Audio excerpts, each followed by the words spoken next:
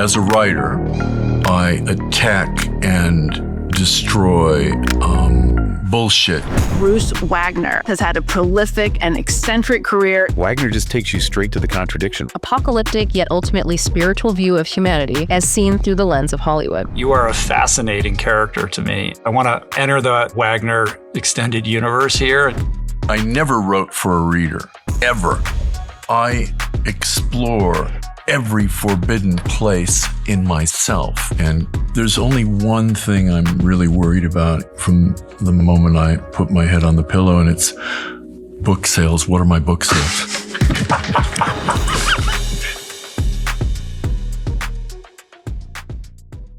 Bruce, I'm delighted to have you here today. As I mentioned to you a moment ago, I want to enter the Wagner extended universe here and just kind of marinate in your ethos and sensibility. I mean, you're somebody who has written many books, 15 novels, something like that, and effectively used Hollywood, as you have mentioned, as this laboratory for need and vanity, as your sort of palette, as this mirror for human behavior.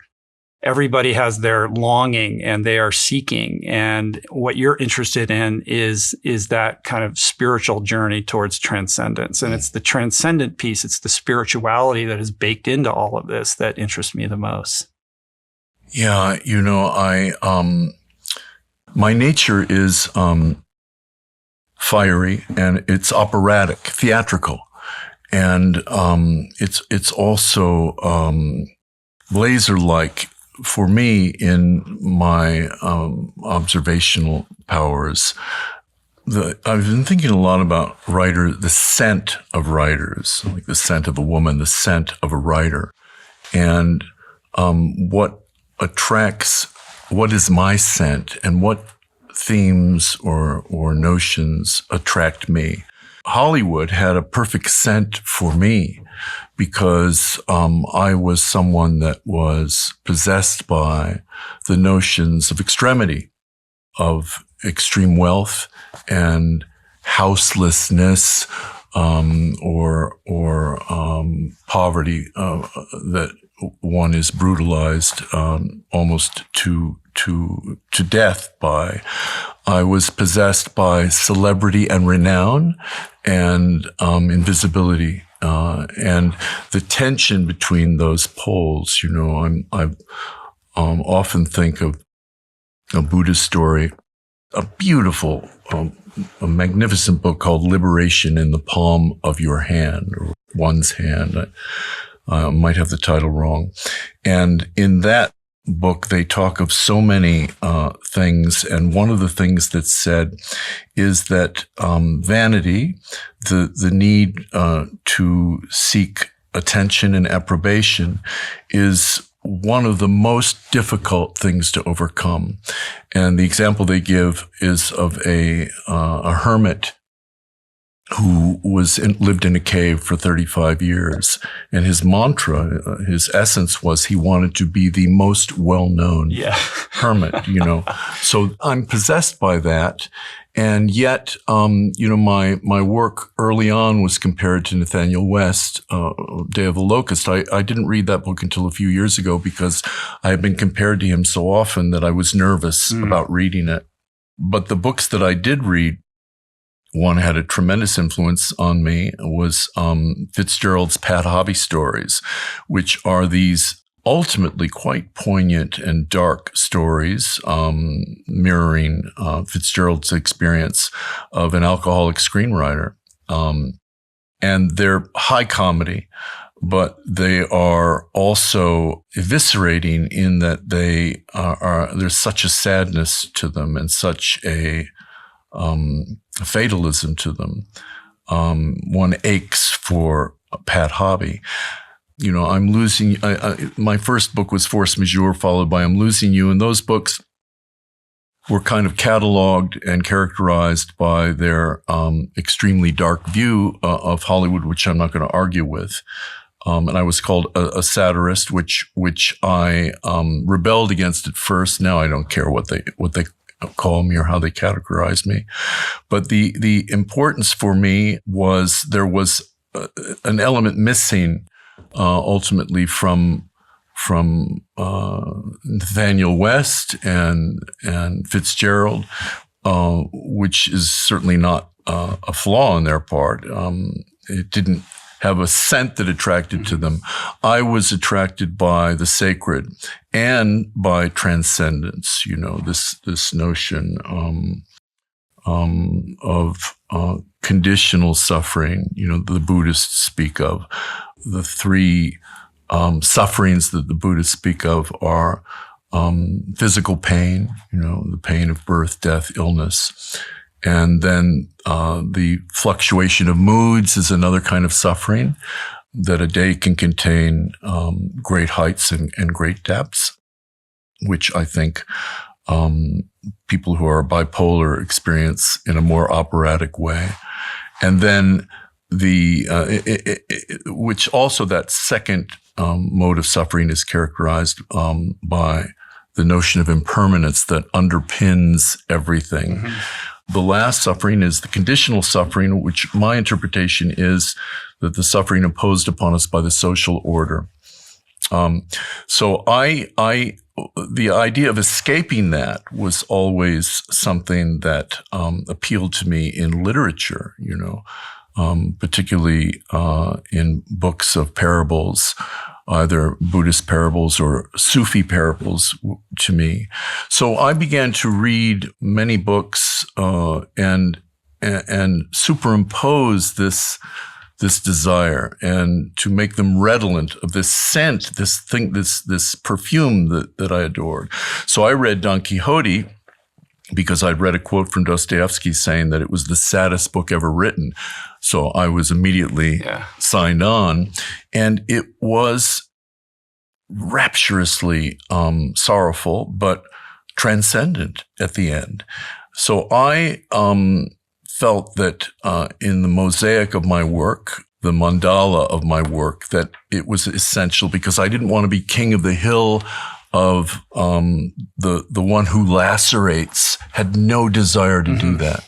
No interest. I would have, hung my guns up a long time ago if that was what I had to offer. It's not a laceration. There is a skewering, but it's not satire. Like there is an affection for these characters, these human beings in extremis, and what I see in that or what I feel in that, and tell me if this tracks with how you see it, is that we are all these people. These are all mirrors of ourselves. And I'm sure people ask you like, oh, is Bud you, or like these characters that you create? Like they're all you, and they're all us, the reader, right? They're all different. We can identify our peccadillos and all the bad behavior of all of these characters who are all stuck in these doomed cycles, as are we in our own perception and our own, kind of three stages of this Buddhist, state of suffering. That is a complete distillation of what my work is. And I was thinking of this on the way over. I was thinking about my father. I had a bad father, a father that was a sadistic, alcoholic who did things to me that no boy should experience, but many, many have. And I was thinking, if I were to be asked, well, did he do his best? Did your father do his best? Well, you can reach that point where, yes, he did his best, and that's kind of palliative or... right, as John Cusack says in Maps to the Stars. Yeah. But then what follows that is he could have done nothing else, So there is a kind of certainty to all our behaviors. A fatalism. Well, it's that we behave in ways that I feel are predetermined in a sense. I had visited Ramesh Balsekar in Mumbai with my friend Gavin, and this is someone that Leonard Cohen went to see and spent months with. When he climbed down from Mount Baldy onto Boogie Street, right, as he referred to it. And I was interested after Carlos Castaneda died, who I had spent many years with. There was a book called I Am That by Nisargadatta Maharaj. And I had really never looked at any of the spiritual disciplines, for want of a better word at the moment, until Castaneda died. And I was captivated by that book, I Am That, because it reminded me, it had the scent of Carlos Castaneda, you see. So I learned that I knew nothing. I thought, oh, Nisargadatta Maharaj is still alive. I must go see him. Of course, I learned that he was dead, and the man who was his translator was a man named Ramesh Balsekar, who gave talks in Mumbai. And I remember I had written a novel called Still Holding that had a character in it, a very famous Hollywood star, an A-lister who was also a Buddhist, someone along the lines of Richard Gere, that paradigm that is not so active anymore. And I was at a monastery here in Los Angeles and saw Leonard. You know, it's where his teacher was. And I told Leonard that I was thinking of going to India. And he said, if you liked acid, you'll love India. You know, I'd never been, right? So I went and I saw Ramesh a number of times over the years. And his idea was that everything was predetermined. And people had a huge problem with that.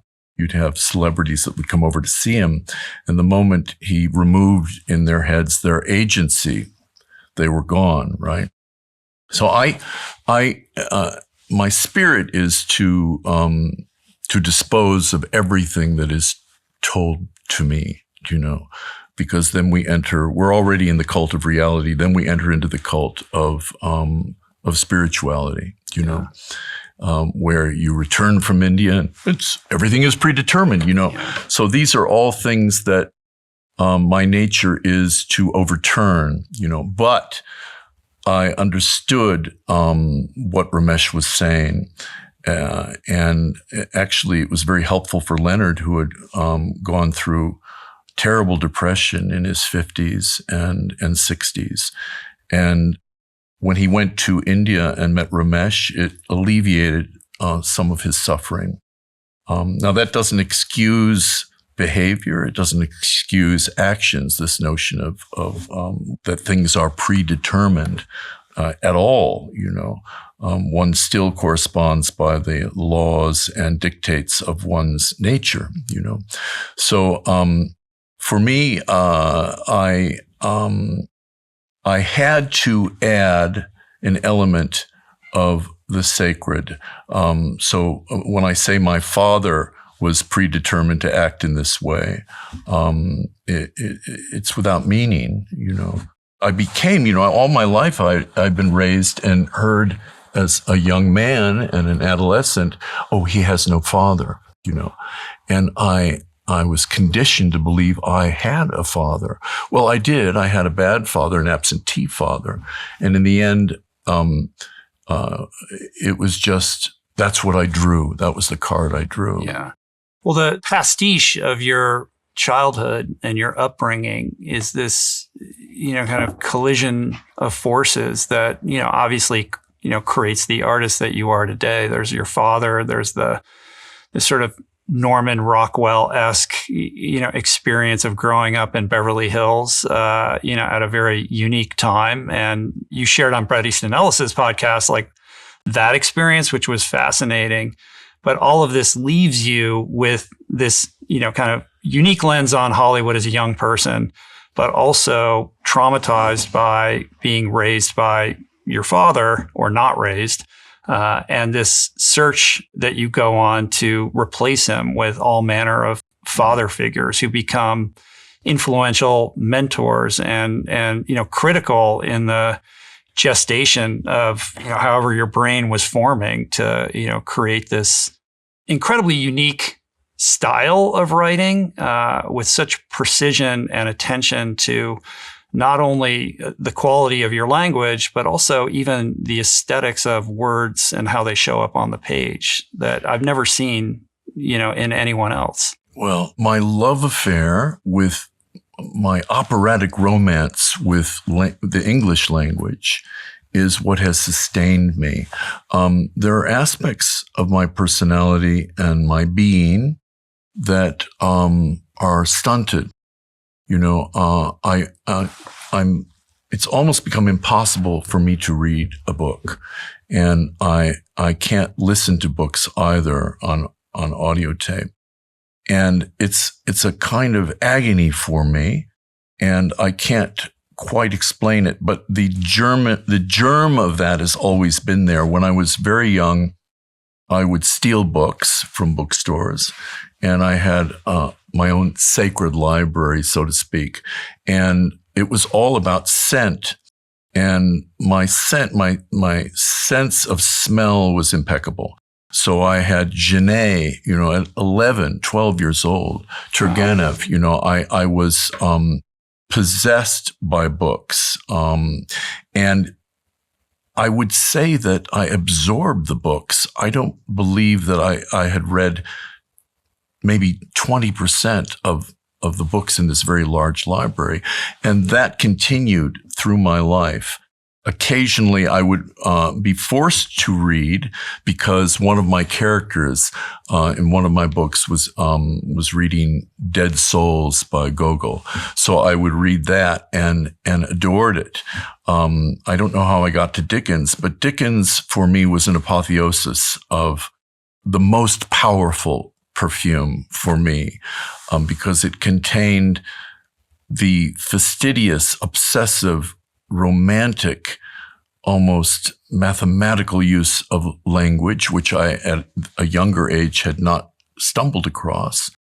And yet it was, Dickens is often accused of being sentimental, which is not a dirty word for me. I am pathetic. I am pathos, even on the most saccharine, primitive level, really nurtures me, when put into a kind of stew that contains ingredients that are acrid, So I'm becoming like a completely blind person, and the only thing that blind person has a keen and acute sense of smell for language. Everything is beginning to fade away for me in that regard. And I'm not speaking of a neurological problem. I'm speaking of perhaps something more complicated and more simple at the same time. I'm not sure what it is, but my ability to be so deeply and kinetically involved with words, and for them to be almost religious for me is not diminishing at all. Everything else is falling away. This episode is sponsored by Rivian. Our phones get better over time. Our watches do. Even our thermostats do. There's no reason why our cars shouldn't. And that's one of the things that really sets Rivian apart. These are deeply intelligent, connected vehicles that evolve over time through over-the-air updates. One day, it's a refined interface. The next, it's a new feature like pet comfort, so your dog stays cool while you run into the store. Just the other week, I woke up to universal hands-free, Rivian's driver assistance system. It's just wild how my car just keeps getting better and smarter. And the thing is, it's not just fancy bells and whistles. The tech is actually useful because everything that Rivian does serves function.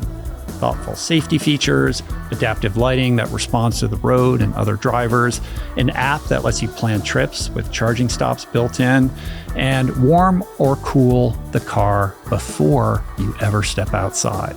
It's advanced, but never overwhelming. Seamless, super intuitive, designed for real life. It might be the most sophisticated piece of technology you own, but it's built to help you focus on what matters, the journey.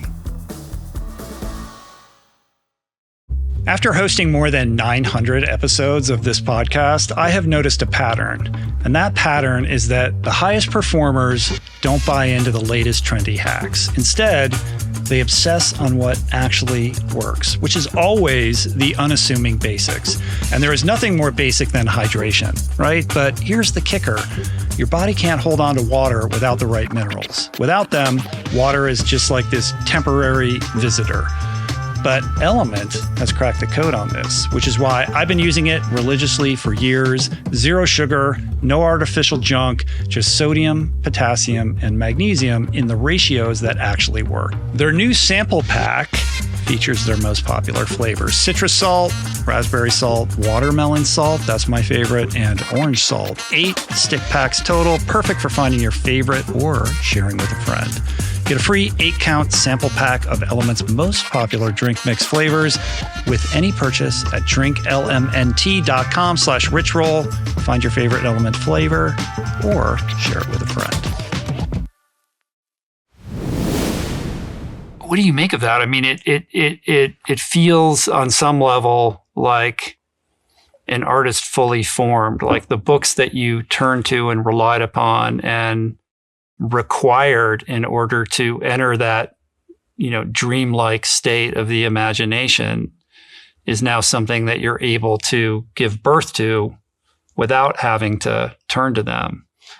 But the fact that you're not continuing to read as voraciously as you once did is an interesting turn of events or evolution. Yeah, I don't know. I've talked about this. My father's father was someone that worked in a men's clothing store and would burst into tears over something that someone said that he thought that was mawkish or sentimental.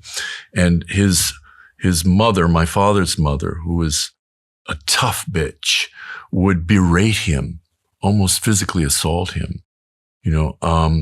I feel that I have elements. I see that grandfather, this simpering fool, this idiot. And then other parts of me, are in shock that I've completed a book.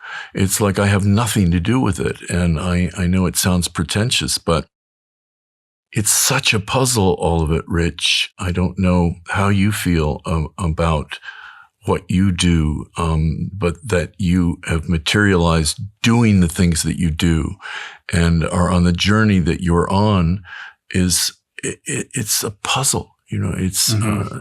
We're so goal-oriented. We're socialized to believe that not necessarily that there's reason to it, but there's meaning, and that the meaning is in the journey, Well, I feel completely incapable of analyzing the journey or even recognizing it, So I don't know. It's all going to go away anyway, by stroke or by sudden death.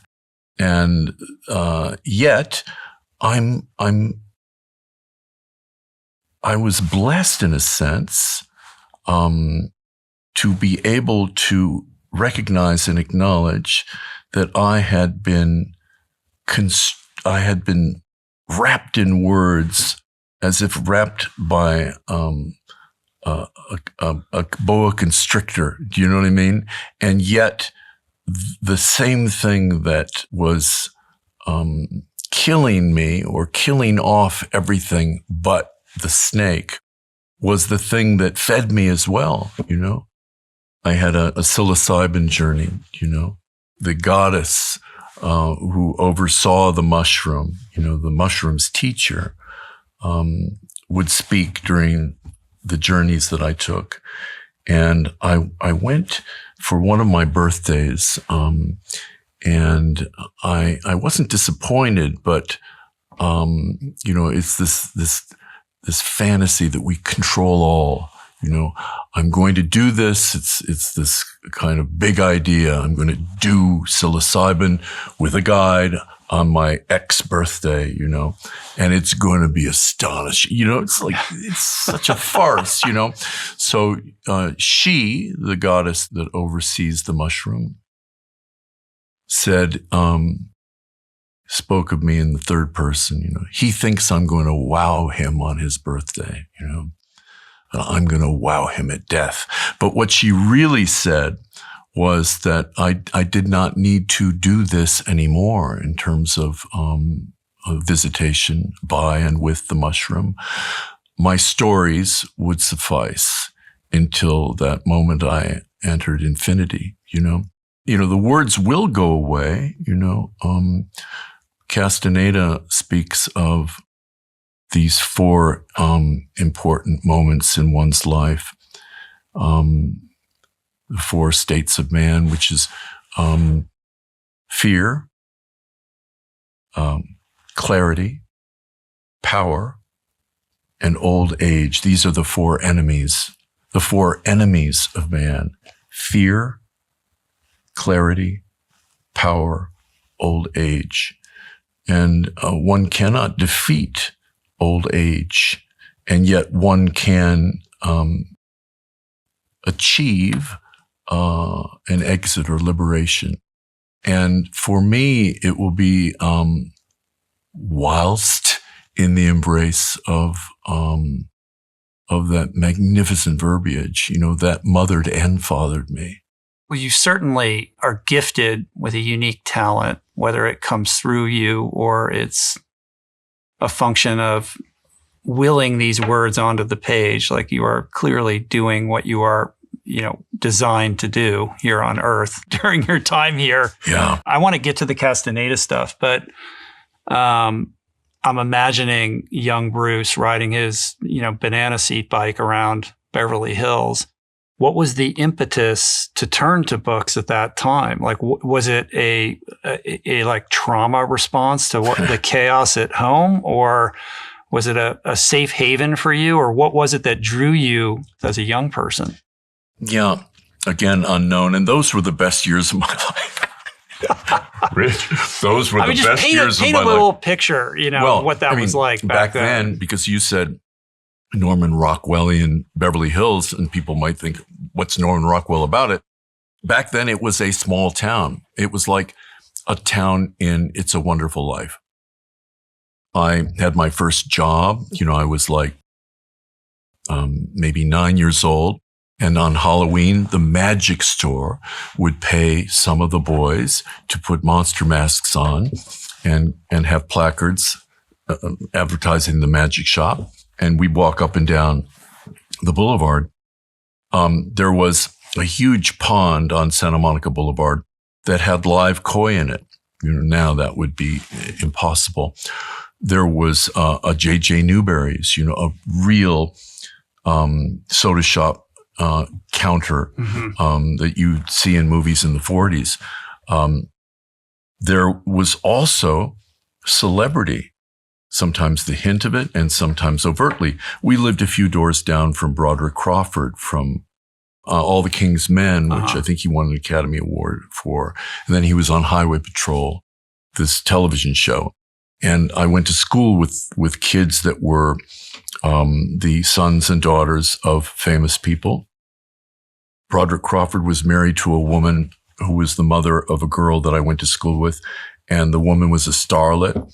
And when they divorced, wound up in an apartment on Doheny and overdosed and died, which at the time they said it was, she'd mixed the wrong flu medications. That used to be the euphemism.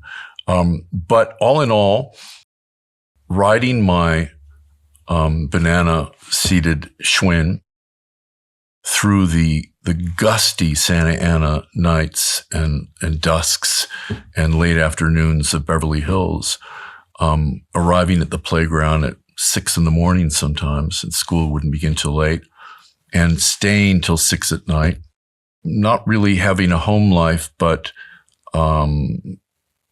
grifting and grafting onto the home lives of other friends, And then I had a whole slew of friends that lived, I lived in the so-called slums of Beverly Hills.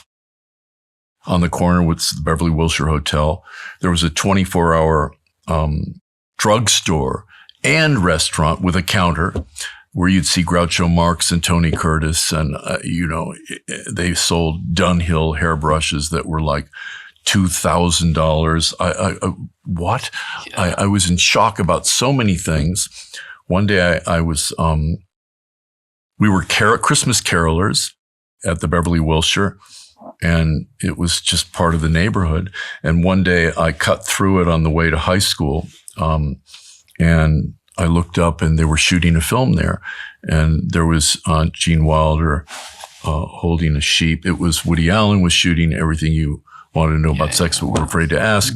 It was a really kind of pure and innocent upbringing, which the backdrop was my parents' monstrous marriage, So it wasn't so much reading that was my escape. It was literally getting out of the house as early as I could and coming back as late as I could. Mm-hmm. I would be dragged from my bed by my mother in the middle of the night and brought to her bedroom because she and my father were in the midst of some epic, half physical, half sexual battle. And my father would leer and taunt me. I mean, it was dark. But writing, I got my first typewriter and quickly learned how to type. I played piano as well, so I had some dexterity in that regard. And I think it was scent again. It wasn't an escape. Reading wasn't an escape because even then I had difficulty reading. But the idea of books, and I think I had some presentiment, some vision that I could do what these men and women had done in the books that had a strong scent. It was that simple, I think, Yeah. Transgression is a huge theme in your work. And, why is that so important? It is very important for me. And it's perhaps at the core of what I do. And what could be more transgressive than the sacred, really? Do you know what I mean? But I don't, I want to overturn anything that comes my way. And I want to crack the code that way, I mean, incest is very prominent in my work. And one might say it's become a kind of trope now in these easy pornographic times that we live in, But for me, I was a child of incest, and I think didn't find that at the time. It was, I'm sure, traumatizing. But as I get older, it becomes part of the template of what family is, And so by exploring the transgressive notion of incest, I was able to somehow knit together the idea of family and intimacy, But I would say in the end, this idea of my transgressive nature has been of tremendous value for me as an artist because I attack and destroy bullshit in a sense. I mean, Hemingway had that line, I can't remember, I'll paraphrase it, where he had a gold-plated shit detector, bullshit detector. Yeah. Do you know what I mean? I pursued that line, because anything that is accepted, the kind of writing that I would come across that was endorsed by the Good Housekeeping of the New Yorker, Yeah. I wanted to disembowel. Do you know what I mean? The ones that really appealed to me were the ones that were doing the same. Now, that doesn't mean Faulkner was a huge influence on me. But when one thinks of Faulkner, when I think of Faulkner, it's the unusual, transgressive things he did with language. Again, it comes down to scent, because you have, recently I was watching Glenn Gould take a shit on Rachmaninoff. The worst, and then I heard Bernstein and Gould talking about Beethoven. Beethoven, the sum of his parts, is significant, but in each individual part is negligible. Then you had Henry James taking a shit on Dickens. I mean, it's just to each their own. Do you know what I mean? Right. But what's attracting you to the scent is truth. There's presentation and artifice, and then there's reality. And reality is also informed by perception. So there's the Beverly Hills of the outside, the beautiful mansions and the Groucho Marxes and Gene Wilders, but they're all involved in the craft of creating perception and artifice. And behind the closed doors of those mansions are, doomed aging stars that are drunk all day, right? So as a young person, you're seeing the dissonance between how things appear and what is really going on. And the scent is really like, what is behind that closed door? What's motivating that behavior? And what is the truth of all of this? And is there an opportunity for transcendence within these doomed cycles, right? And how do you distinguish between artifice and reality? Yeah, I think it was a kind of inoculation, my work, which turned out to be false. But I think I wanted to explore every forbidden place in myself. What you said earlier about all of us being interchangeable, I really wanted to embrace that.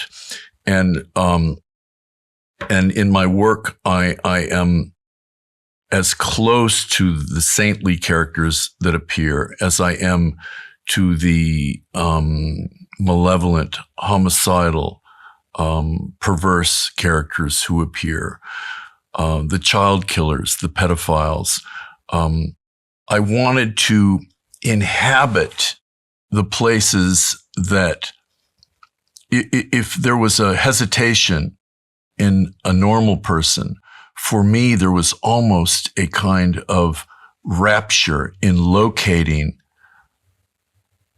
a place that was so infernal that why hadn't I visited there before, So you can do that, and you can do it forever.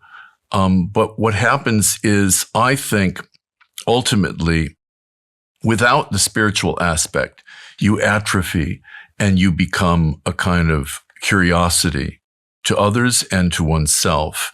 And you become a fetishist, Right. But the transcendent piece is a function of shining a light on the infernal, shame-inducing piece. Like, you can't have one without the other. If you're not willing to go towards the thing that scares you the most, that you are hiding from the world, then you are cutting yourself off from the possibility of that transcendent experience. Yeah. I had migraines for years.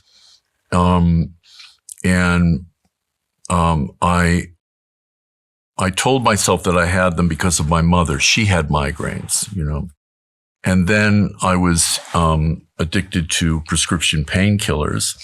And I later found out, much later, that they were rebound headaches.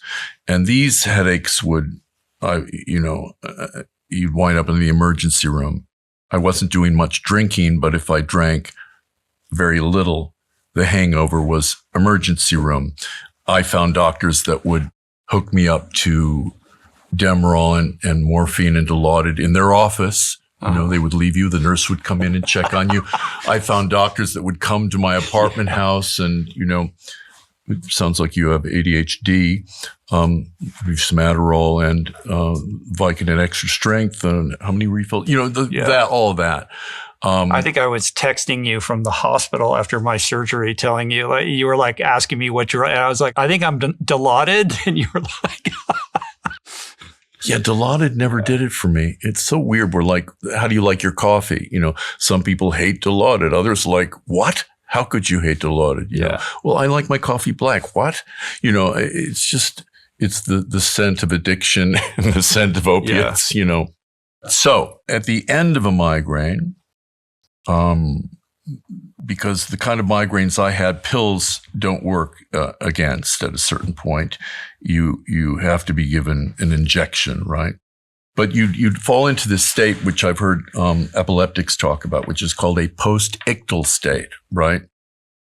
And it's a metaphor for me. After you descend to the lower depths, let's say in my creative work, a numbness overtakes me, because what I have seen or what I have experienced is so ungodly, so to speak, that I am empty, So it's an approximation, kind of synthetic, of inner silence or a kind of emptiness that has a spiritual aspect to it, So it is a way, in other words, exploring the caverns of the worst of us, of our capabilities.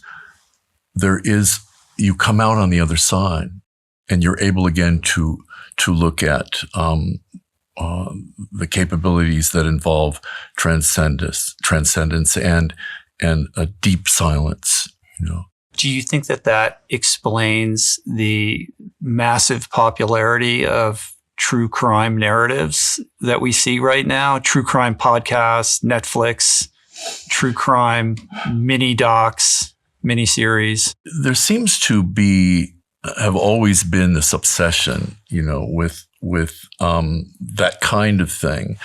But because of technology, it is mushroomed, But I remember I was 14 and serial killers were the rage. Ed Kemper was up in Santa Cruz, in his van picking up hitchhikers. He's the one that beheaded his mother.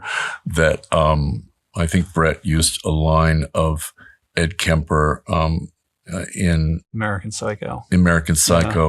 And Kemper was like 6'9", and was in Manhunter. And I mean, these people became kind of emblematic and iconic, but that was a serial killer rage, which is still going on with, the Ed Gein thing recently, Ryan Murphy's obsession with it. So I don't know. I think it's a component of human nature, much like horror films, but much more accessible to us than a horror film. There's less distance between the fantasy of a horror film and the imagining of someone next door or on your block. Do you know what I mean? Yeah. Squarespace is the all-in-one website platform designed to help you stand out and succeed online. There is this gap I think we all experience, the gap between having something to offer on the one hand and actually getting out into the world on the other hand. And what lives in that gap isn't usually talent or vision. It's the operational stuff, the website, the payments, the logistics, and the friction of not knowing how to figure any of that stuff out. Well, that's where Squarespace comes in. You can build a professional site using their award-winning templates or Blueprint AI, which creates, amazingly, a custom design based on your goals in just a few steps. no technical skills, no team. So if you're offering services, consultations, workshops, coaching, you can showcase what you do, schedule appointments, send invoices, and get paid all from one place. And if you're creating content, you can monetize it with video libraries and memberships behind a paywall. The gap between idea and execution has never been smaller. So here's what you're going to do. Right now, you're going to go to squarespace.com/richroll for a free trial. And when you're ready to launch, remember, use code RichRoll to save 10% off your first purchase of a website or domain. You end up leaving, you drop out of high school, right? And you have this sort of journeyman phase, lots of different types of jobs, a lot of travel. You're up in Big Sur. You're on some level searching for something, I suppose. You find your way back to Los Angeles, and at some point, I mean, this is later, but you end up meeting Carlos Castaneda, and you end up becoming a student of his for like a decade, right? I mean, you were inner circle in this insular world. Yeah. What drew you to him, and what was that all about?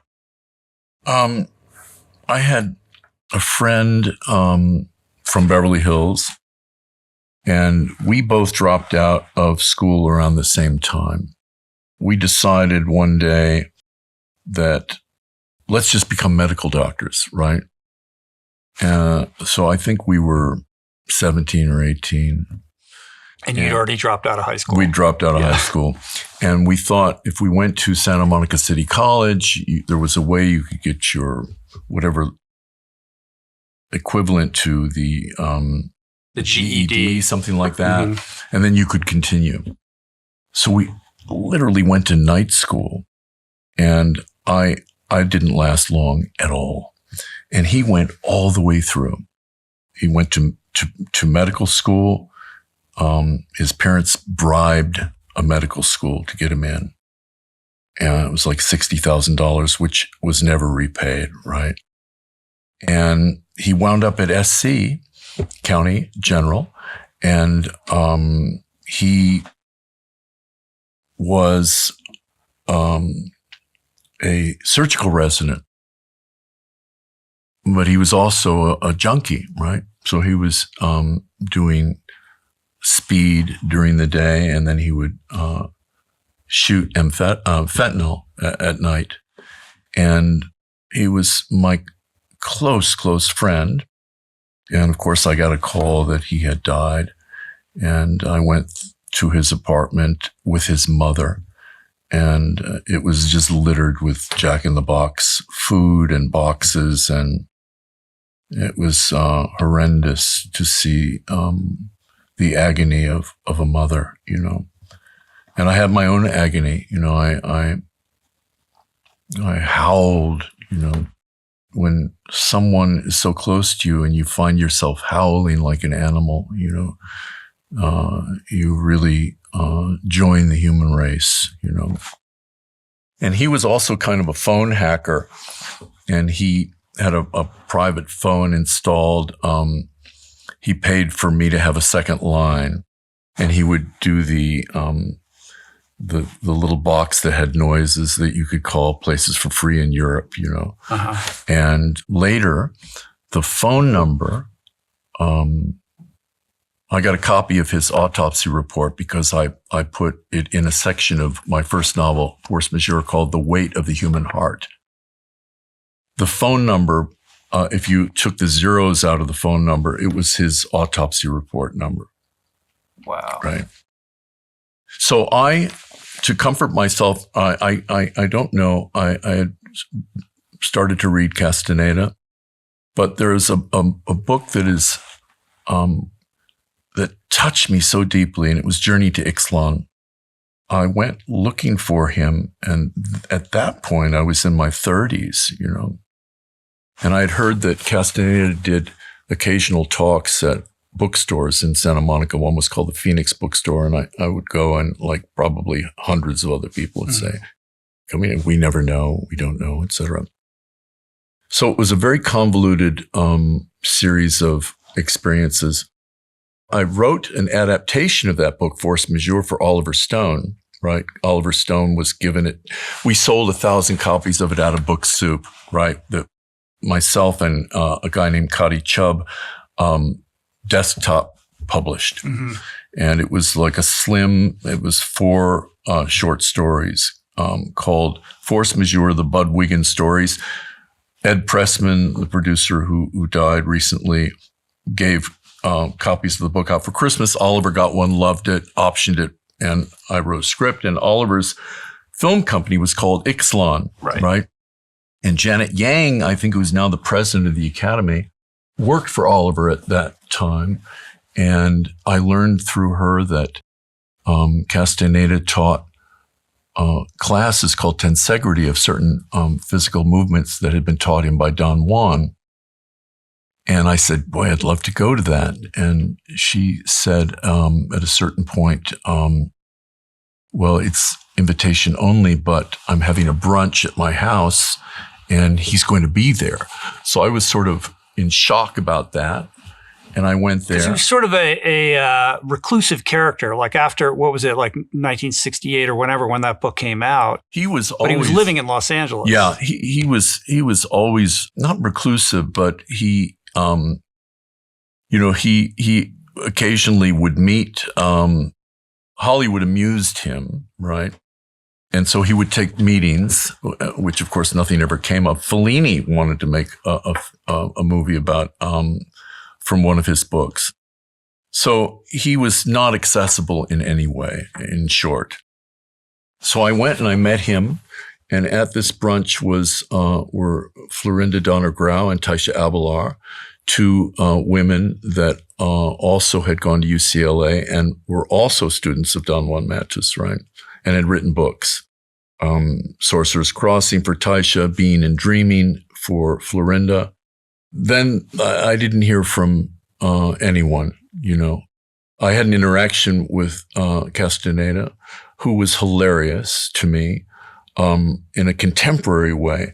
The person I compared him to was Orson Welles, who I met when I was driving a limousine. Mm-hmm. And Orson Welles was so fucking funny, and so contemporary in his references. And Castaneda was like that too, which was startling to me. Very sardonic, almost gave the appearance of being gregarious, right? Yeah, you would expect someone of that kind of guru-like stature to hover above those things that us mortals think about and talk about. Yeah, the whole thing was a shock to my system. Then I didn't hear from anyone. And I had a dream about the Twin Towers, not in New York, but in Century City, right? Those 2 office buildings, those silver towers. And that was where I was going to meet Carlos Castaneda, right? I mean, that's almost out of one of your books. Yeah, I mean, I mean, for people that don't know, like that's where CAA is now. Yeah. I mean, actually, this was pre-CAA, so these were these. I mean, this is back then. Before that, but these were these. But yes, hopefully everything is out of my books. The first AA meeting that I went to was in the basement of one of those towers. Wow. Yeah. The basement. Yeah, there was a windowless conference room on the ground. Because there's that subterranean wall there, down there. Yeah. Anyway, go on. I don't want to interrupt you. It's just like a church basement. Yeah. Showbiz church basement. So I was failing at selling myself to the movies, right? I had some. This is pre-Wild Palms. Yes, this is pre-Wild Palms. And I had an agent, it was an agency called Triad. And they did what all good agents do is when you have a loser client in film, you shuttle him to the television arm, right? So there, they said, you should speak with Tracy Kramer. Now, Tracy Kramer was familiar to me because I went to middle school with him, elementary school with him in Beverly Hills. And he represented people like Roseanne Barr and the Judds. I mean, a disparate group of clients. And I looked up at a certain point. We're having a friendly conversation, getting to know each other again. And I see all of the books of Castaneda on his top shelf. And I said, what the fuck? And he said that he was a huge fan of Carlos Castaneda, and as was someone at the agency. The agency had a director as a client that wanted to meet Castaneda and set up a meeting.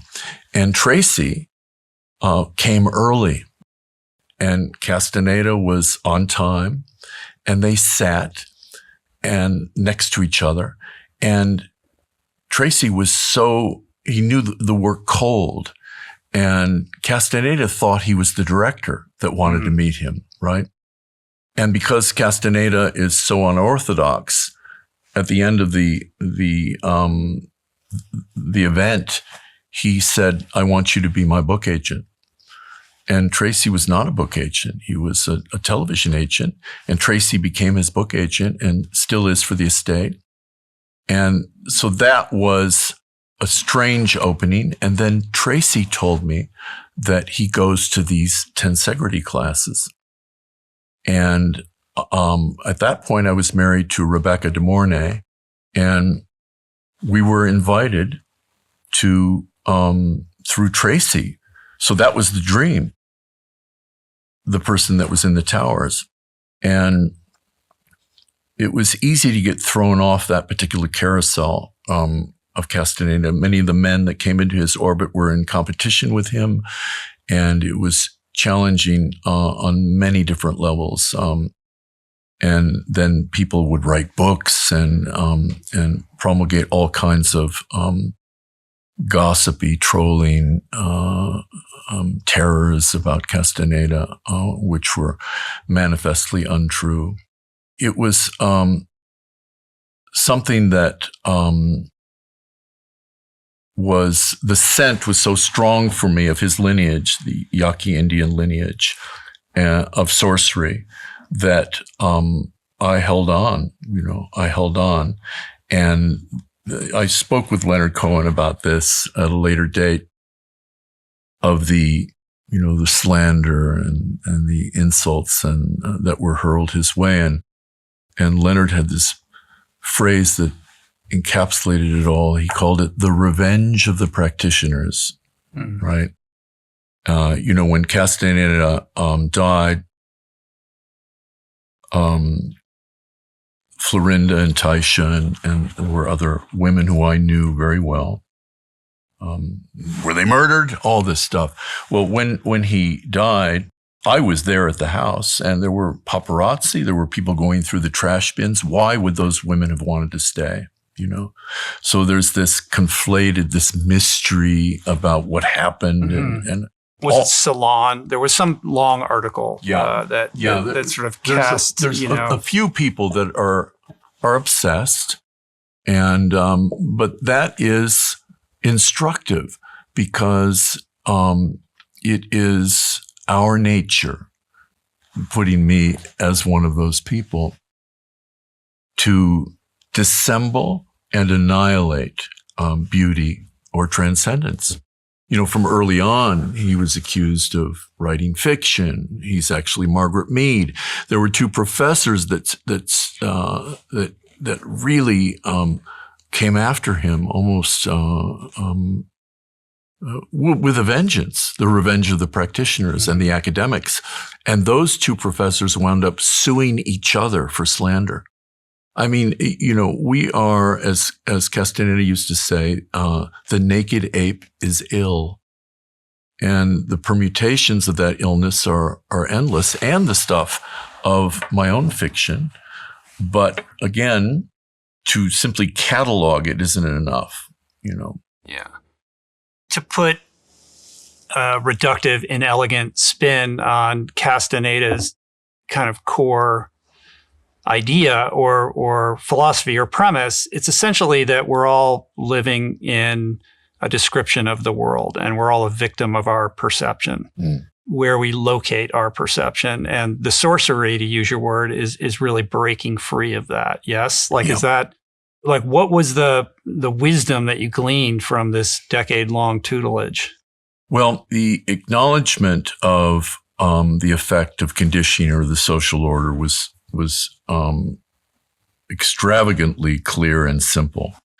But as it was presented, the two realities, the ordinary reality was called the tonal, or the first attention.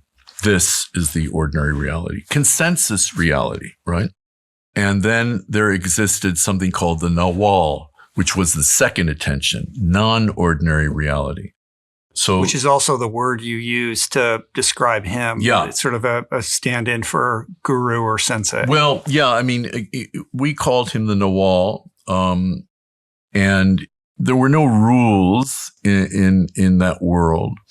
There were no altars, or if there were, I would glance them in a closet that one of the women had, and they were rocks. They looked like solar systems, But there were no flowers.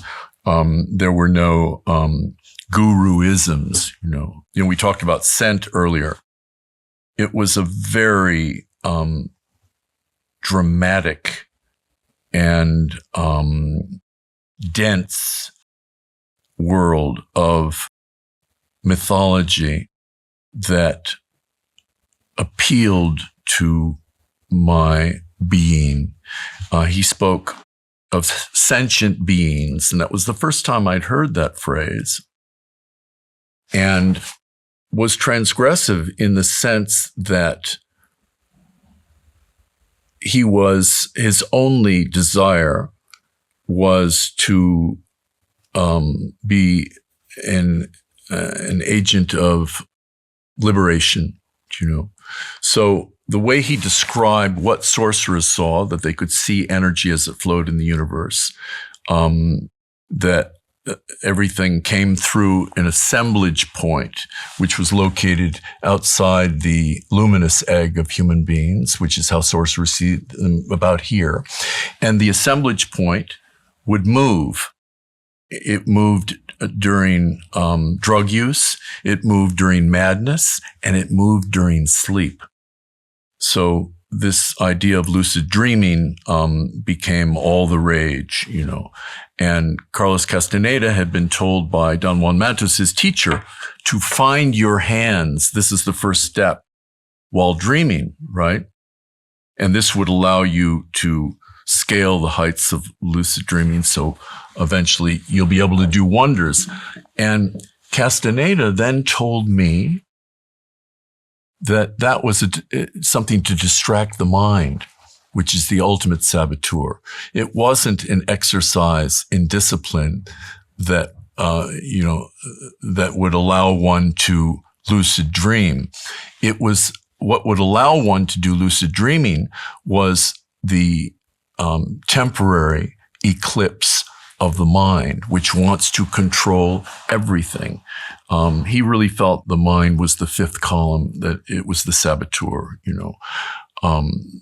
So this idea, these notions for me were stunning, when he spoke of the eagle, And Don Juan Matos, his teacher, said that he hated that they called it the eagle, but we are so bereft when it comes to description or expression that they call it the eagle because it resembled to someone at some time an eagle, that there was this energetic creature that devoured the awareness of people as they died, that you could give that eagle a semblance of all of your experiences of awareness, a stand-in, so to speak, because you had done an act which Castaneda called the recapitulation, where you had, in great detail, fastidious detail, re-experienced all of those moments of your life from birth. Ultimately, you work backwards,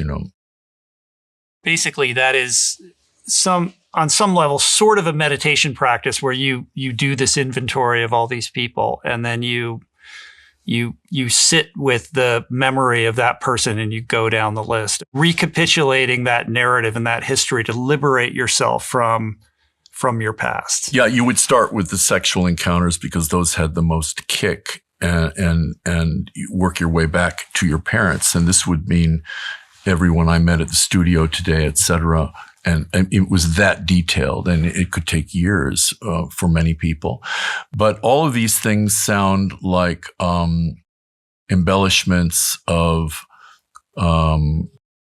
cultism, which is fine because it doesn't matter what they sound like, because it would be like someone saying, I don't like rose musk. I like something with pepper in it in terms of a cologne or perfume. It's meaningless.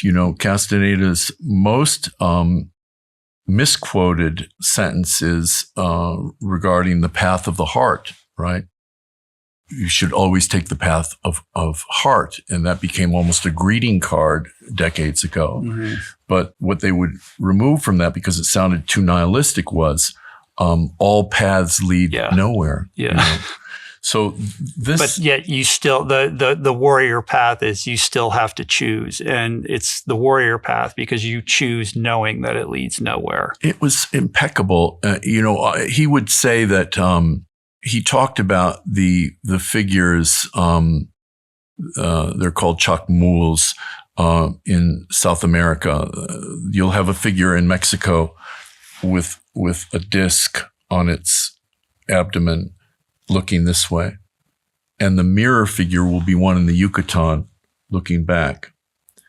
And Castaneda would say that anthropologists who are like, academicians, right, would say that these were discs involved in a sporting, event. And he would say, no, these are discs that facilitated dreaming because a weight here would facilitate dreaming. And then he would describe the gaze, that it was the reunion with the double. We spend our entire lives trying to reunite with infinity and our double. And it was so poignant to me. So if you look at Castaneda, and I think you look at my work, there's something that one can see how I would be so deeply moved by that world, the revelation of the second attention, right? And all of the mysteries of the first attention, which Don Juan Matus said is almost more complex. This consensus reality, this ordinary reality, can be more complex than the non-ordinary reality. So, like my experiences with the mushroom, and I did no psychedelics at all while I was with him. He was completely opposed to that. Very strict with diet in terms of what he felt one should take into the body. And yet very popular with the psychonaut community. Oh yeah, I mean for good reason. He was the person that opened the doors of perception in that way for a generation. But for me, it was the poignance of that world, that what he often referred to as ontological sadness of man, of man, the amoeba. And this is kind of what the Buddhists are talking about in that third realm of suffering, where one experiences an almost existential or ontological sadness. These are all things that were described in the Yaqui Indian lineage of sorcery. And it felt familial to me, and not dysfunctionally familial, but magnificently familial, There's how that sensibility seeps into the words that end up on the pages of your books, but it also informs the process of bringing life to those words, right? Like, how do you inhabit, how do you transcend the Maya, of the the complications of our social construct in order to inhabit that more dreamlike state where you can become a cipher for the thoughts that congeal into ideas, characters, plot lines, etc. Yeah, I think I've spent a lifetime getting out of the way of Bruce Wagner, and at this point, because the craft is not an issue, it's easier for me. It comes with a price tag. I don't like writing books. There's a certain aspect of them. I like the perfume of the experience. But if you ask me to go into a lab and spend, 2 years doing that, it's appalling to me, So I can kind of leapfrog that. But it's easier for me to come to a kind of silence now. And it's easier for me to feel nothing. In other words, no shame or guilt when I cannot, when I'm not writing.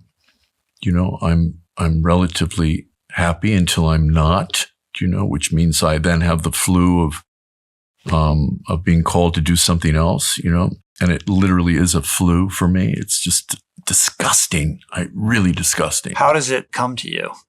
Well, I'll start to dance around something, but I'm dancing around something almost by habit, which is repellent to me, because back in the day, I had that overachieving aspect that men often have, Oh, what's the next quarry? What am I hunting next? And that carried over into my creative life, where it's almost preopic, prolific ambition, Mm-hmm. And that faded, even though I remained prolific, but not with vanity attached to it, because, no one was waiting for the next Bruce Wagner novel. Do you know what I mean? I went from someone that was inordinately reviewed, Michi Kakatani for one book on a Wednesday, and then Jay McInerney on the Sunday for the New York Times, to someone that has a degree of invisibility now. I'm not saying this out of self-pity, but whose books are ignored in a sense. I should say, and I'm going to interrupt you, just so the audience is acclimated here. Yeah. I just pulled up some of the blurbs that you've gotten. It's pretty insane, the people that have incredible things to say about your writing, from Salman Rushdie to John Updike. Bret Easton Ellis, I think he's the best prose writer working now. I really do. John Waters, Dead Stars is the cruelest book ever written. It's just like John Updike. Wagner writes like a wizard. His prose rise and coruscates. It goes on and on and on. Like, you are revered among the literary set, irrespective of what the New York Times bestseller list has to say. Oh, no. It's actually, I think more what I mean, Rich, is that I come from a time as a writer where writers were, they weren't deified as they were in Europe, but they were figures of great celebrity. And I remember as a boy watching with astonishment, Truman Capote or Gore Vidal or Norman Mailer on these lively talk shows, insulting each other and saying brilliant things. Norman Mailer in an argument with someone and saying, "You're sweeping the food off the table with logical niceties." And to my 12-year-old ears, "Daddy," you know what I mean? I found my new dad. Why doesn't Daddy talk like that instead of drunkenly making sexual innuendos to me? Do you know what I mean? Oh my God. But it was a different time. And it was a time where books were sold. So the caveat for my so-called invisibility is that, I'm working as a consigliere editor at Arcade Books. And I know close hand that the state of publishing and book reading is dismal. You know, there are of course always anomalies and always will be, but many writers who are reviewed in these really antique things like the New York Times or even the New Yorker sell 100 copies. You know, Brett and I were talking about this the other day. There was an article recently that he read. There was an agent, maybe it was Morgan Entrekin, saying that back in the day, if he got a writer on PBS or the cover of the New York Times Book Review, those would move 6,000 to 7,000 copies. Yeah. De rigueur. Now, 3 to 4 copies. That's crazy. It is crazy. So these things have an ebb and flow to it, but you know, But the ebb is pretty insane, right? I mean, for decades now, it has been in decline. I think because you know, kind of what I do, I'm steeped in the nonfiction world. That seems relatively healthy. It's fiction. It's novels. yeah. What is our cultural relationship to this art form? You know, and has it been lost? Is it retrievable? I mean, this is something I talked about when I had James Fry here. You know, I'm not old enough to remember, you know, some of those earlier memories that you have about the rock star status of, you know, people like Capote, but I am old enough to remember how sexy it was when Brett and McInerney, you know, were hanging out at Odeon and like, you know, this was, I mean, it was aspirational what these people were doing and the lifestyles that they were living. And it was a time when things like magazines mattered and the budgets that these great writers, you know, had to do long form work in these publications that were voraciously read. Like this is gone the way of the dodo and I don't see it coming back. And yet we can't let this art form die. It is the lifeblood of what makes us feel connected to being human. But I don't know where we stand right now with respect. Like when was the last, you know, huge novel that came out? I mean, the closest thing I can remember is perhaps something, you know, Jonathan Franzen has done. But has there been anything in recent memory that has had the monoculture impact that not too long ago, a great novel that would come along almost quarterly would do? Yeah, you know, I would have to look. George Saunders did a book called Lincoln in the Bardo, but I don't know that the numbers are deceptive. In other words, you think you've heard so much about a certain book that it must have sold hundreds of thousands of copies, and then you investigate, and it's 3,500 copies. Yeah, because we don't have a monoculture anymore. 20 million people aren't watching an episode of Gilligan's Island anymore. Like we don't live in that world. Tina Louise was at my bar mitzvah, by the way. I'm dead serious. At the Friars Club in Beverly Hills. For 5 hours. I just want you to drop every name and every person you've ever met because you've literally met everyone. It's insane. One quick thing before I start, I can drop names. We can just do a 3-minute. Okay. No questions, just names. What is one's identity? In other words, as a writer, I never wrote for a reader, ever. I wrote for television and imagining what the audience would be. And sometimes when I was a hack screenwriter, I did that for movies. But books were inviolable for me. Never wrote for anyone but myself, right? So you get to this idea of identity. And is it a sad or terrible thing that books will disappear?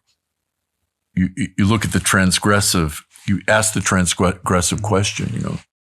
One thing that, that I've amused myself by is all the talk about AI, because I'm someone that believes that AI, in some iteration, whether it's near or distant future, will be able to write a book by Bruce Wagner, that if I would read it now, and some senility was around the corner, or even not, that I would say this is something that I must have written or wish I had written.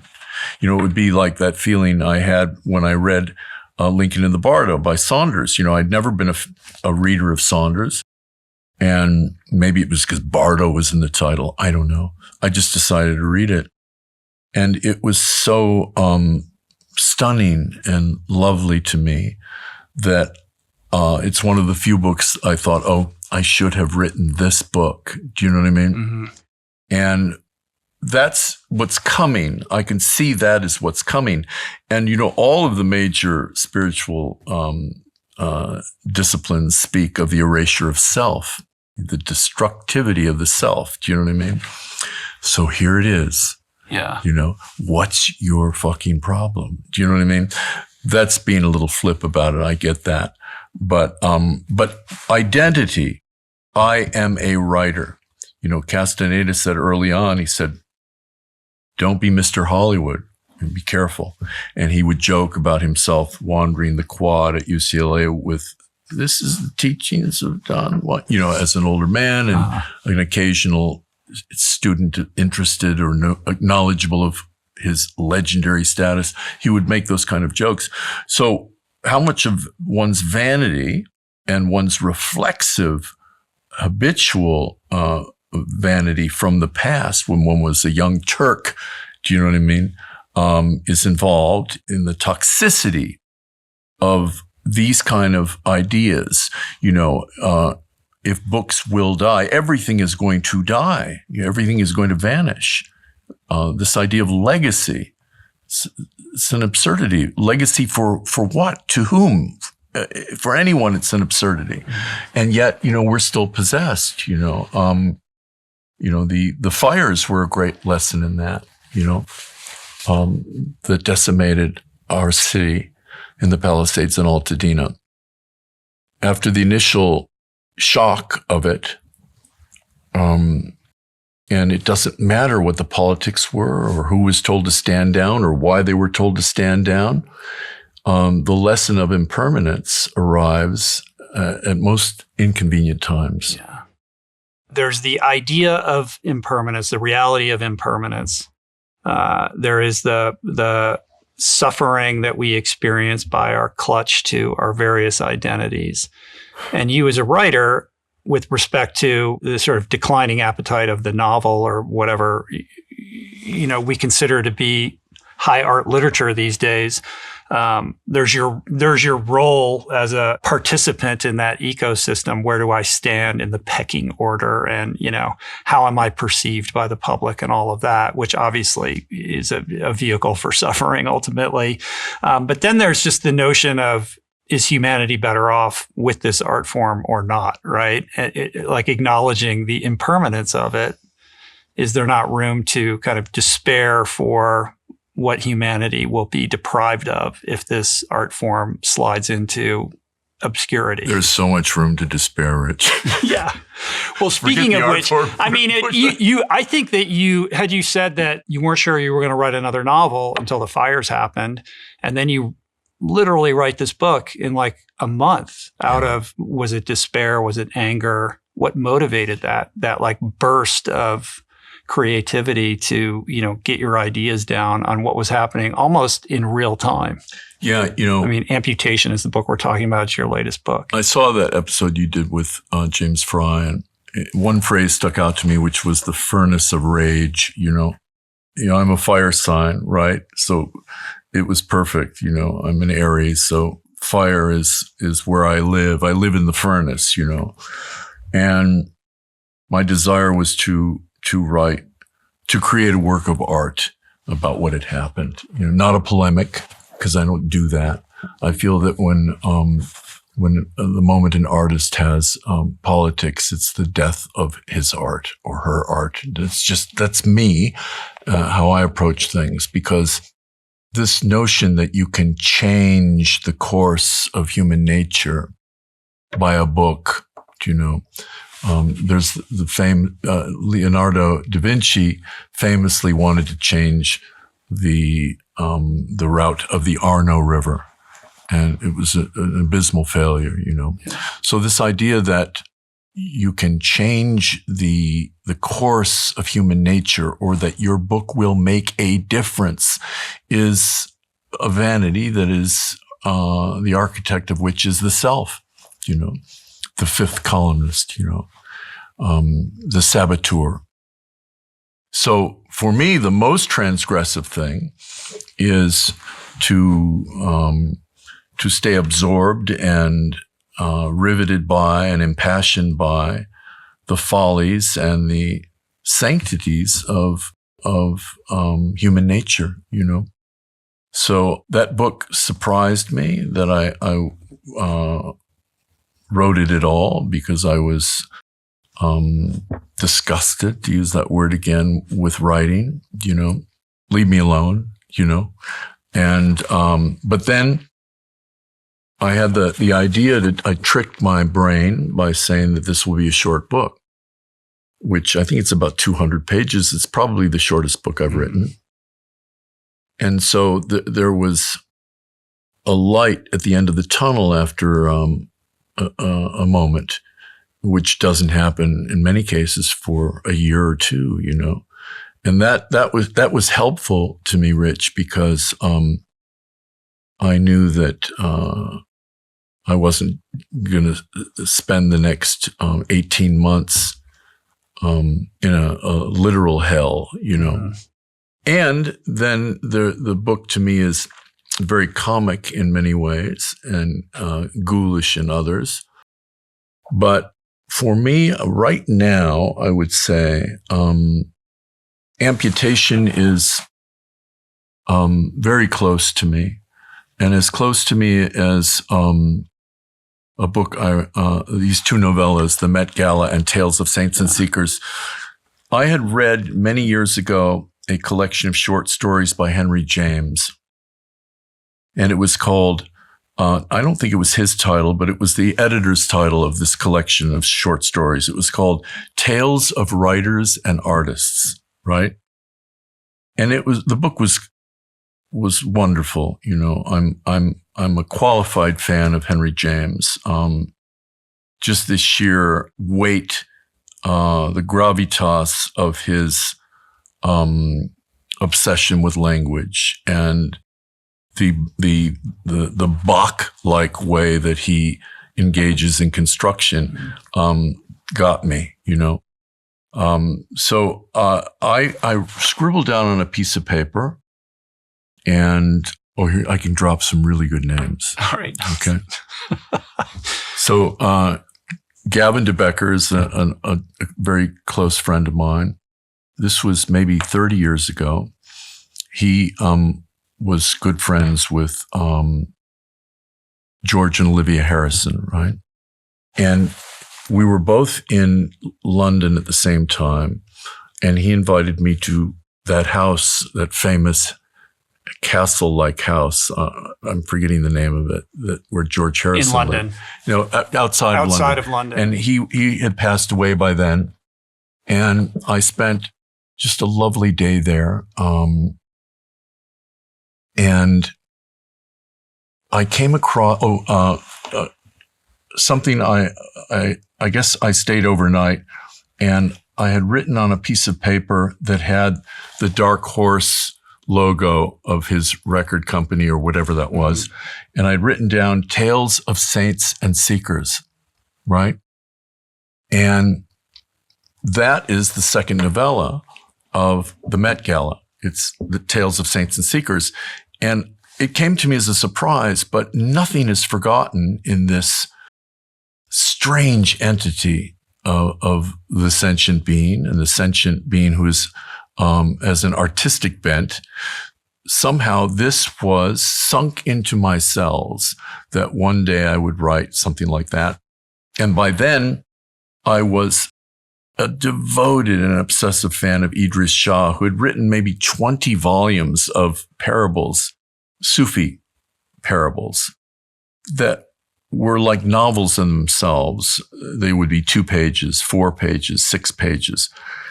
And that was the birth of Saints and Seekers. So I felt that with Amputation, I myself the transgressive part of me, after it went to the fire in that post-ictal state that I called about earlier, had to find not meaning, but acceptance or acquiescence. Now, not acquiescence in the pejorative sense that we might think of it. Castaneda used that word a lot, acquiescence. For me, it has always been, and particularly in those experiences with psilocybin, when you're in position on the floor, not in submission, but in acquiescence to the divine, to infinity, to the unknown. The troika that Castaneda talked about, which was another thing that I was possessed by to this moment, was the known, the unknown, and the unknowable, right?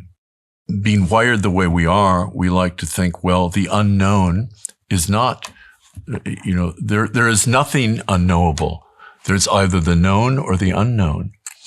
The unknowable brings in the most important aspect of this, which is the ultimate mysteries that we must abide by, whether we acknowledge them or not.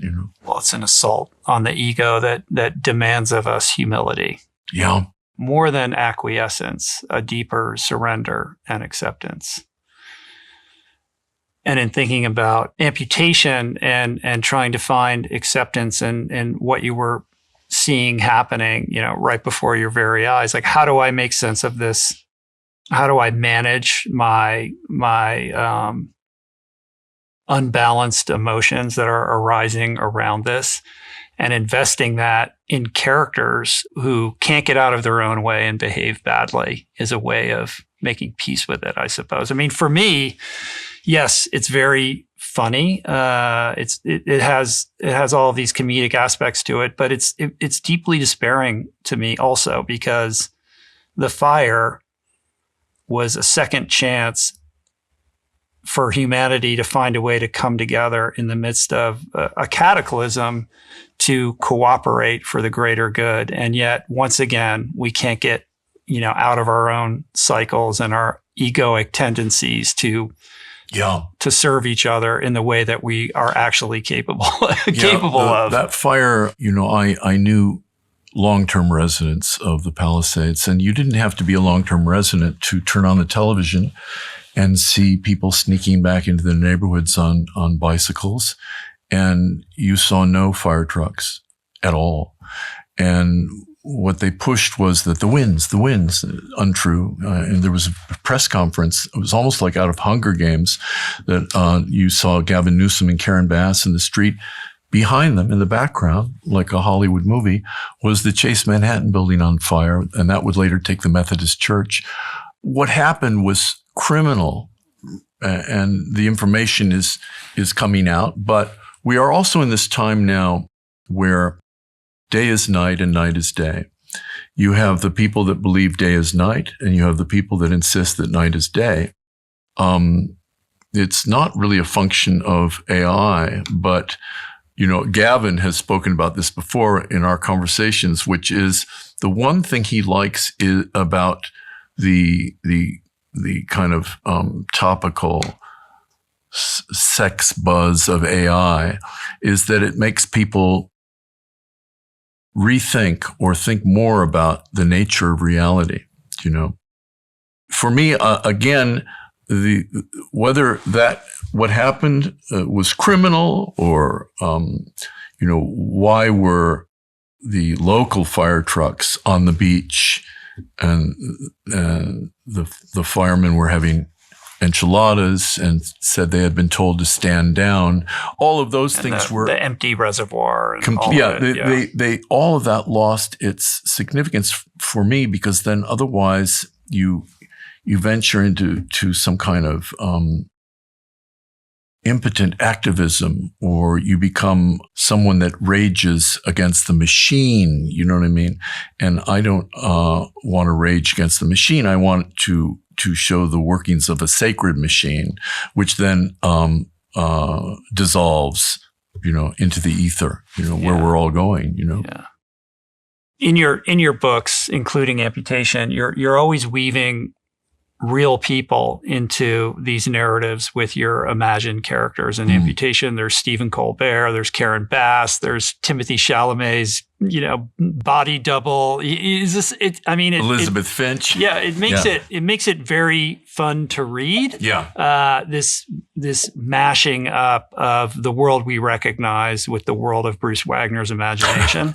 And I know people ask you all the time, does this ever create drama in your life or legal consequences? I mean, when you decide, like, I'm going to pin Stephen Colbert under a tree and, I'm just going to go on and on and on about his Catholicism and obsession with Tolkien and, and then to have him emerge and, we see his interactions with his wife and all of this, like, obviously this is a fictionalized, sort of extreme version of this person that we all have a relationship through a screen.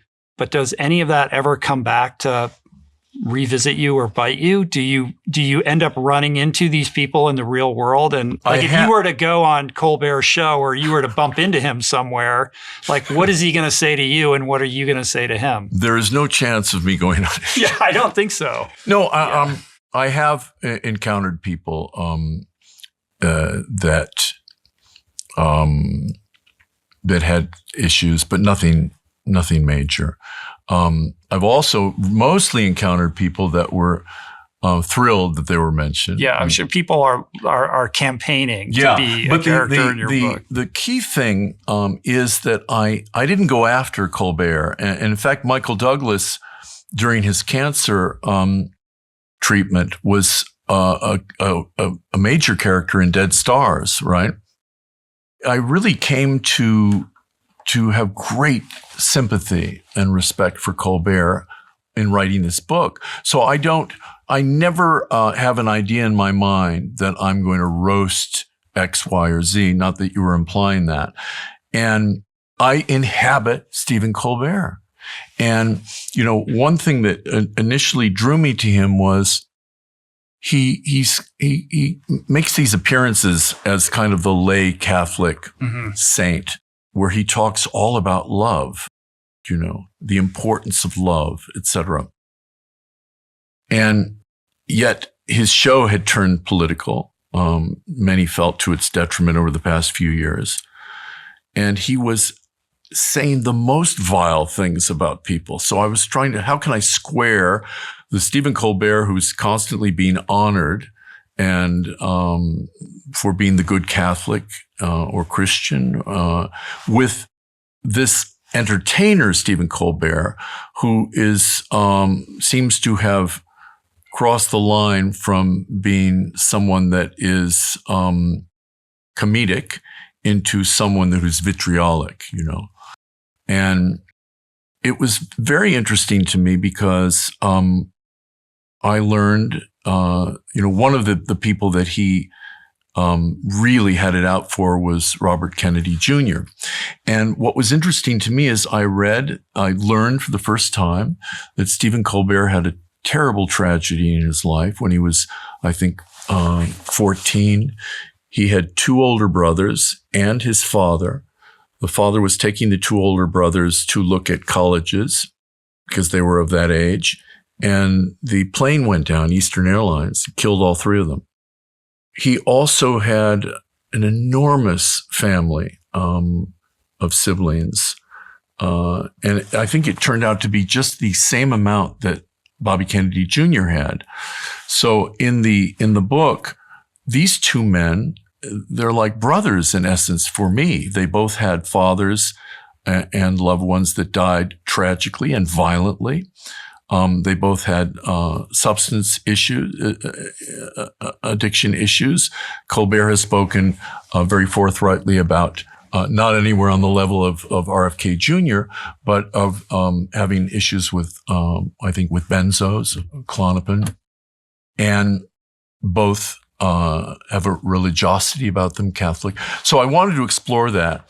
And there was something very touching about him hallucinating that he was Frodo, in essence, which is a book that saved him during, one of the things that saved him during that terrible tragedy.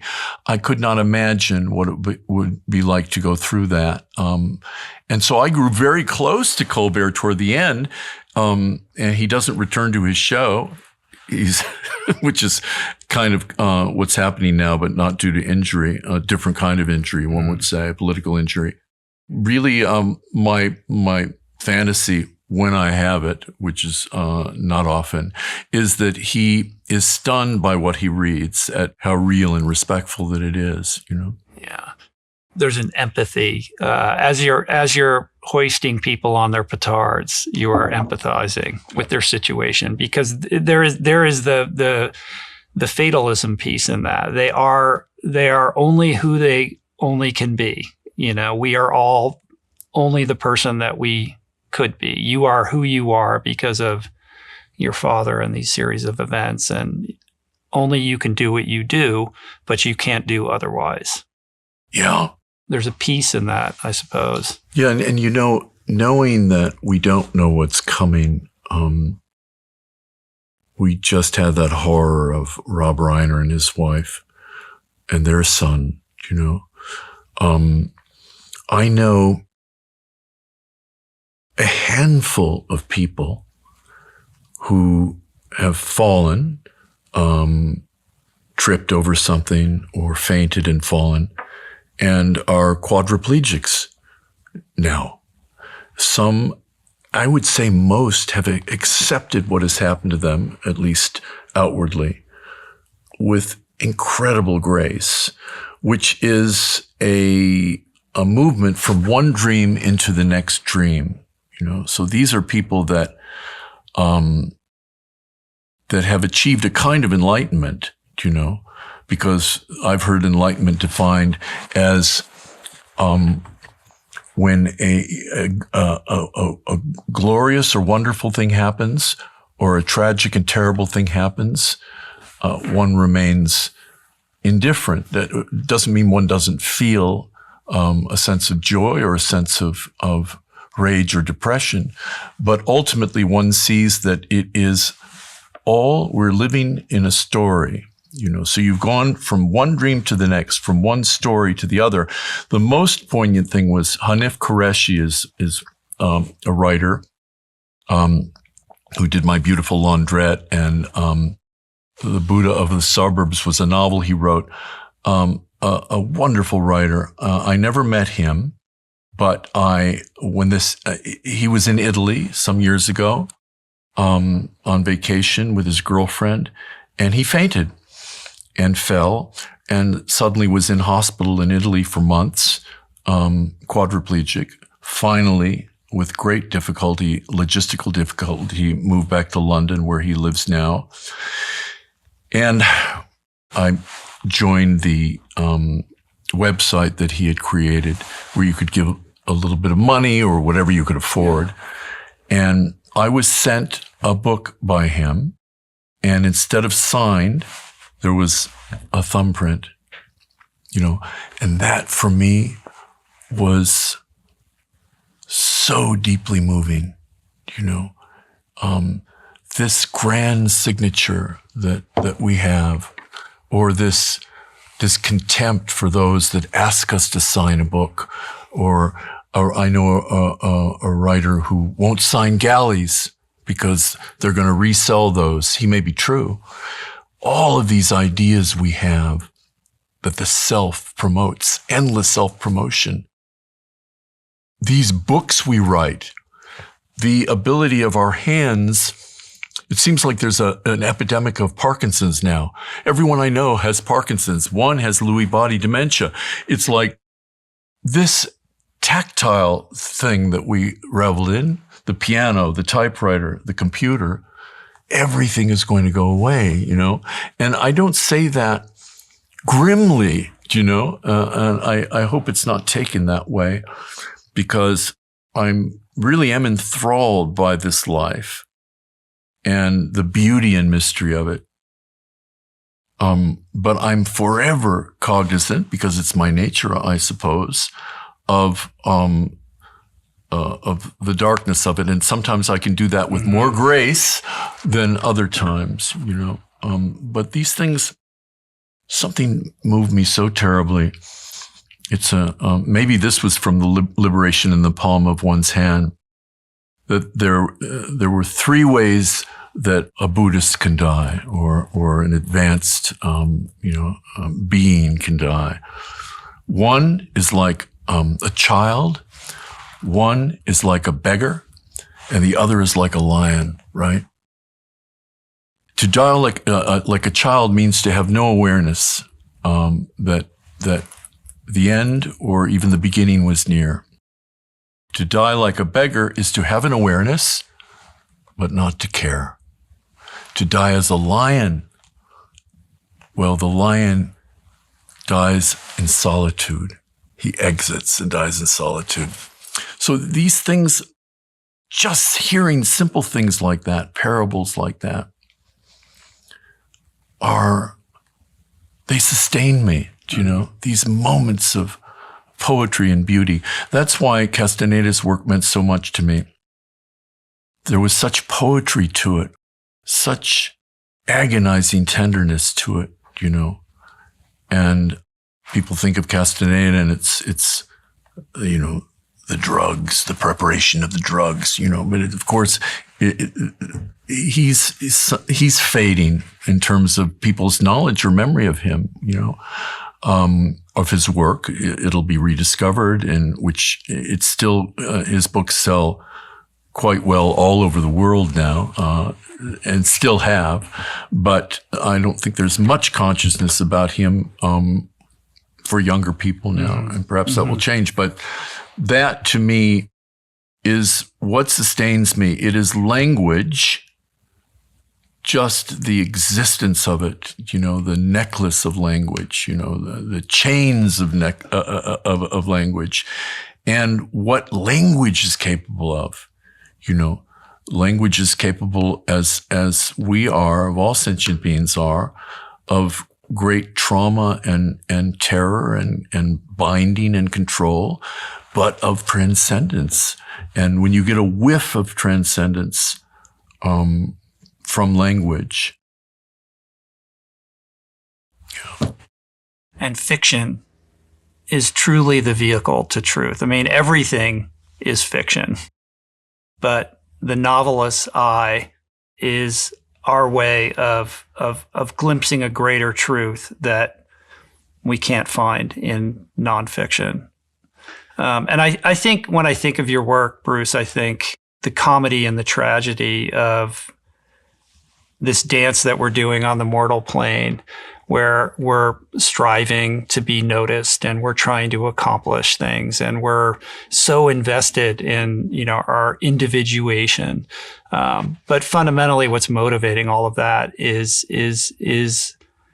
this pain, because really all we want to do is be accepted. We want to belong and we want to experience love. And all of that is available to us if we can get out of our way and realize that the greater kind of consciousness beyond our brain's insistence on individuating it is available, and that is the transcendence that you're talking about. That's the journey home that we're all on. You know, the journey to Ixtlan. If I may, I was researching a book once. It was the Buddhist book called Still Holding, and around that time, there was an Alaskan Airlines plane that went down. And if you look at, I know so many people, the writer Susan Orlean was just talking about it, the Black Box book, which has been a couple of volumes. Oh, yeah, we talked about that. And I just heard her talk about it a few days ago. And the Black Box book is a transcript of plane crashes. And some of them, everyone dies, the commercial aircraft, private aircraft, and some half them die, some 3 die, you know, and it's from wind shear, it's from mechanical failure, etc. So this Alaskan Airlines plane went down. What happened was there was a problem that could not be solved. So they spent 2 or 3 hours in the air but they had an engineer on at the air tower at the place they were going to be landing. And he finally knew that there was nothing that could be done. And all he said was, "We'll see you on landing." And he knew it was a lie, and the pilots knew it was a lie. But everyone on that plane were fixated on Oakland or wherever it was that they were returning. And I imagined that to be a Flying Dutchman, you know. And the Journey to Ixtlan, that title was so evocative for me for that reason. Castaneda was told by one of the Nawals in the book that Hollywood is your Ixtlan, because Castaneda went to Hollywood High and grew up around there. Hollywood is your Ixtlan. You will always be returning, but you will never arrive, you know. Wow. Yeah. So this Flying Dutchman, you know, where is it that we are returning, you know? Are we returning to the social order, or are we returning whence we came, which is infinity, you know, that reunion with the double that we were talking about, you know? And where are you at right now, personally, with all of this, as you are reflecting on getting older and the kind of more tactile connection that creates with your own mortality? There's only one thing I'm really worried about from the moment I wake up and the moment I put my head on the pillow, and it's book sales. What are my book sales? No, it's an interesting time for me, 71, you know. You find that that group of people that was, "Are you young?" You know, the delusional group of people where you certainly don't feel old, so to speak, but the diagnoses are starting to drop like, you hear them like dominoes of others, yeah. You know, and when will that domino or shoe drop for oneself? Well, irrelevant, because you can have that fall, you know, as a 28-year-old, you can have that glioblastoma, you know, as a 14-year-old, Mm-hmm. you can have that murder in bed, you know, as a 50 or 60 or 80-year-old, you know. All of it's inconsequential, and all of it just subscribes to this need for the self to believe that it has a measure of control. If I do this, this won't happen. Or that could not happen to me because it did not happen to my mother or father, you know. It's all a fantasy construction, you know, that keeps us upright in many ways, depending upon our disposition and our mood, you know. So my mood is labile, you know. It's like that second mode of suffering the Buddhists talk about, where I can be ecstatic and morose within a 10-minute period. Do you know what I mean? Hypomanic or depressed. And then I'll have a seizure of concern and worry that will evaporate the next day. You know, it's a kind of madness. It's kind of mad that we've lasted as long as we've lasted without being straitjacketed and sedated, you know. When you were talking to Brett, the subject of David Lynch came up, and Brett asked you something like,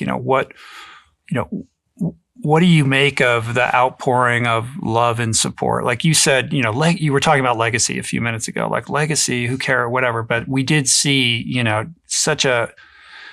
such an incredible cultural moment of reverence for this man and this artist. And I think he asked you, what do you make of that? And I was reflecting on that.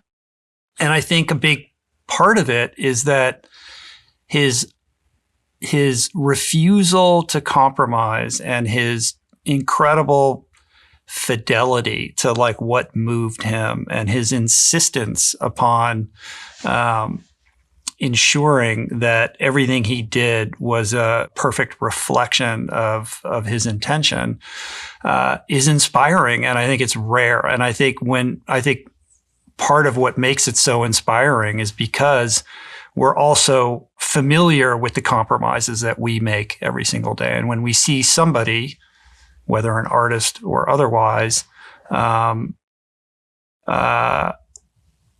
refuse that, I mean, that is transgressive in its own right. And when I think of your work, like I see the same in you, Bruce, like you are insistent upon your art being your way. And, you know, you've had your own travails with compromises that you were confronted with and then refused to make. And I think that is deeply inspiring, and it definitely inspires me. You are an example of an artist fully expressed to me. Well, I appreciate that. And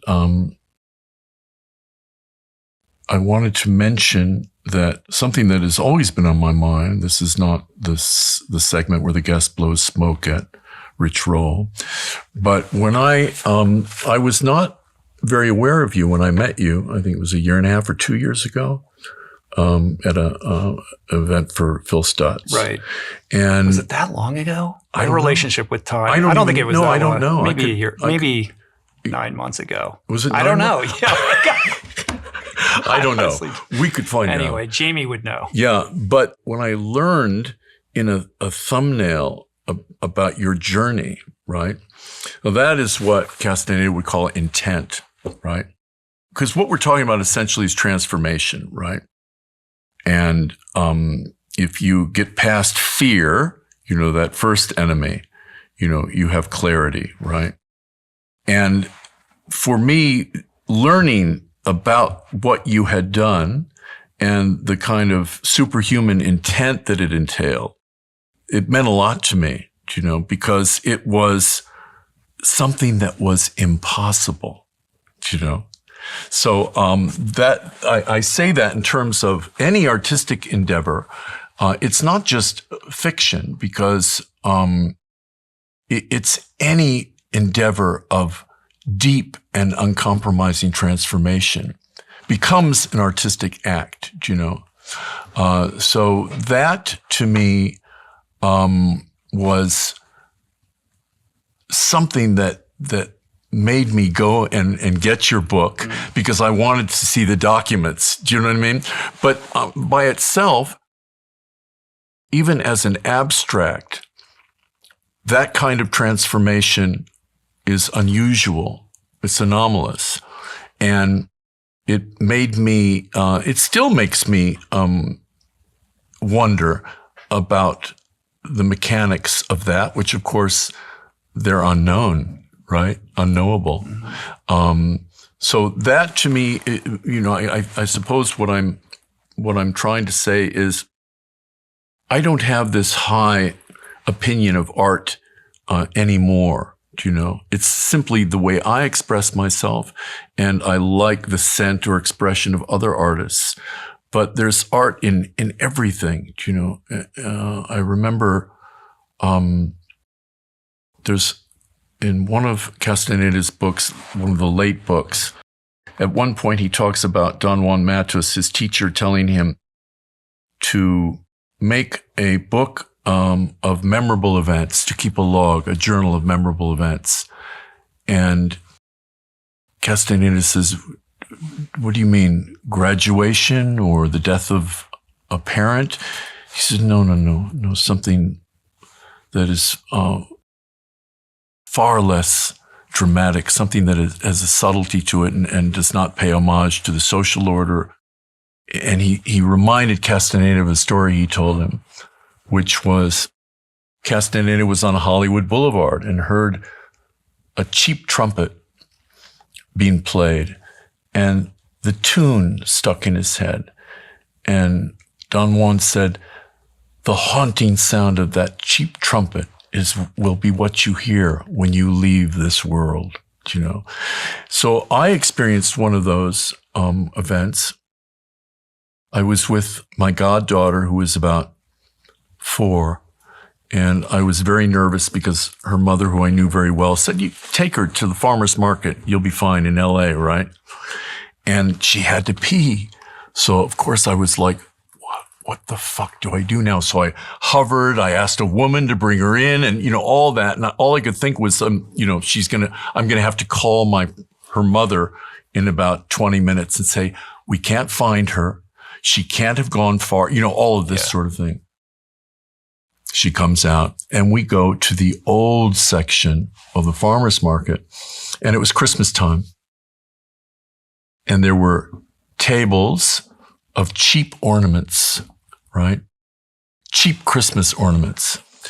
I'm not even sure who set them up or why they allowed them to be set up, but then it was kind of neighborhoody and folksy, and some ancient Beverly Hills part of me was saying, I wish she could be seen something that was more expensive, I'd get something for her. And she was staring at these cheap ornaments, and she said, "How beautiful." It destroyed me. It destroyed me. So there's a memorable event, So this idea of art is fading away from me. And what's left is the utter poignance and sadness of walking this tough planet, this tough, fierce, beautiful planet, Thank you for sharing that. Yeah. It's good to talk to you. I'm really happy to talk to you, and I wish I had your intent and your looks. I wish I had your way with words. Will you be my mentor? We'll do that swap. Yeah. I'll be Lindsay Lohan. You'll be Lindsay Lohan. Okay. We'll both be Lindsay Lohan. We already are, right? There you go. Until next time. Thanks, Bruce. Thank you, Rich. Peace.